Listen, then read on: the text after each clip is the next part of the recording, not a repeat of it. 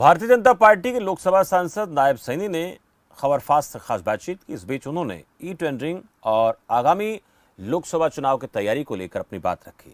उन्होंने क्या कुछ इस दौरान कहा, वो सुनवाते हैं।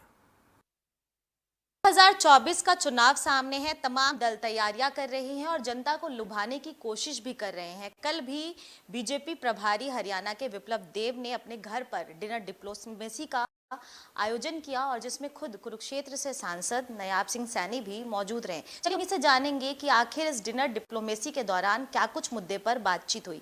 सर, हरियाणा में चुनाव भी सामने है, देश का चुनाव भी सामने है, लोकतंत्र का महापर्व है। क्या कल जो डिनर डिप्लोमेसी का आयोजन किया गया इसी के इर्द गिर्द ध्यान में रखते हुए किया गया?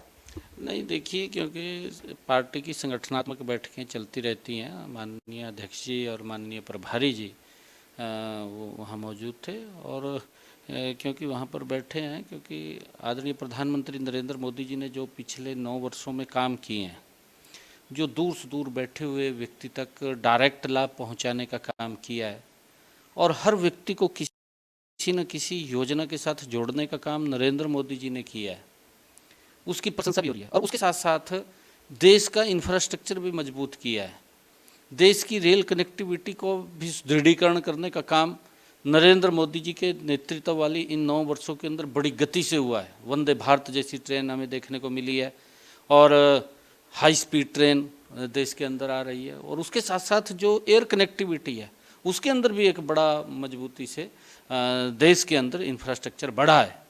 नरेंद्र मोदी जी के नेतृत्व के अंदर जो काम हुए हैं और उन कामों को लेकर के, क्योंकि जो बैठना था कि उन सब के ऊपर चर्चा करी जाए, क्योंकि हमारे सामने आगे 2024 का चुनाव है। उस 2024 के चुनाव को लेकर के हमने लोगों के बीच में जा कर के जो प्रधानमंत्री जी ने काम किए हैं, हरियाणा के अंदर मनोहर लाल जी ने काम किए हैं, क्योंकि डबल इंजन की सरकार और 100 यहाँ से नरेंद्र मोदी जी देते हैं, मनोहर लाल जी उसको 125 करके आगे लोगों के बीच में पहुँचाते हैं। नहीं तो कांग्रेस के प्रधानमंत्री बोलते थे कि मैं तो 100 रुपया भेजता हूँ और नीचे जा कर के 15 पैसे रह जाता है, 85 पैसे किसकी जेब में चला जाता था, उसकी चिंता लंबे समय तक कांग्रेस ने नहीं की। और उसका मेरे ख्याल से कारण भी यही रहा कि देश ने जिस गति से विकास करना चाहिए था उस गति से विकास नहीं हो पाया। परंतु नरेंद्र मोदी जी के नेतृत्व के अंदर 1 रुपया दिल्ली से आता है और 1 रुपया व्यक्ति के पास पहुँच जाता है, विकास की गति बढ़ी है। और उस सब बातों को लेकर के, क्योंकि आने वाले समय के अंदर जो चुनाव है उस चुनाव को लेकर के पार्टी गंभीरता से लेती है और हम लोगों के बीच में भी जाएंगे। लोगों के बीच में जा कर के जो प्रधानमंत्री जी ने और मनोहर लाल जी ने जो काम किए, जैसे हरियाणा के अंदर बिना पर्ची बिना खर्ची के आज रोजगार दिया जा रहा है, इन सब बातों को लेकर के लोगों के बीच में जाएंगे और सरकार की आदरणीय नरेंद्र मोदी जी की जो नीतियाँ जो जन जन तक पहुँच रही हैं उन सब को लेकर के भी बातचीत होगी। सर, क्या गठबंधन को लेकर भी कोई चर्चा हुई? क्योंकि सामने चुनाव है, तो क्या इस बार बीजेपी गठबंधन के साथ चुनाव लड़ती हुई नजर आएगी? इसको लेकर कोई बातचीत की गई? नहीं, देखिए, वो हमारे से क्या बात करते, तो हाईकमान का मामला है और हाईकमान के जैसे भी आदेश होते हैं वो तो स्वीकार्य होते हैं। हमने तो आदरणीय नरेंद्र मोदी जी और मनोहर लाल जी, उनकी जो नीतियाँ हैं जो जन जन तक पहुँच रही हैं उनको नीचे धरातल के ऊपर उतारने का और उसकी चर्चा करने का वो काम हम करेंगे। और आने वाले समय के अंदर 2024 में, क्योंकि देश ने जब देश की स्थिति कांग्रेस के यूपीए के नेतृत्व के अंदर डगमगा रही थी और देश के लोगों में एक भय का वातावरण था, उस समय के अंदर देश ने नरेंद्र मोदी जी को 282 सीटें दी और 5 साल के बाद नरेंद्र मोदी जी को 303 सीटें दी।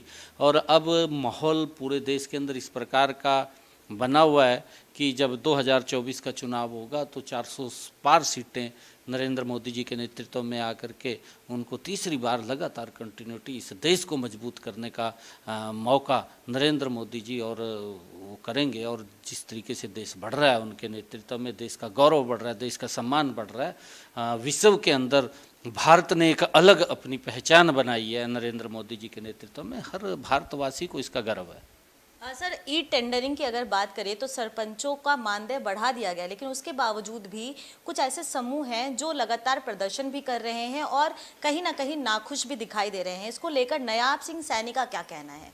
नहीं, देखिए, मैं ये कहना चाहूँगा, आदरणीय मुख्यमंत्री जी ने जो ये निर्णय लिया था, ये सराहनीय निर्णय था और ये सरपंचों के हित का निर्णय था, क्योंकि सरपंच हमारा पब्लिक के द्वारा चुना गया नुमाइंदा है। और जब पब्लिक के द्वारा चुना जाता है कोई व्यक्ति और उसके ऊपर उंगलियां उठती हैं, यहाँ भ्रष्टाचार हो गया, यहाँ ये हो गया, वहाँ वो हो गया। कई बार सरपंच भी इस प्रकार की बात करते थे कि मेरे से साइन करा लिए जी, मुझे पता ही नहीं चला।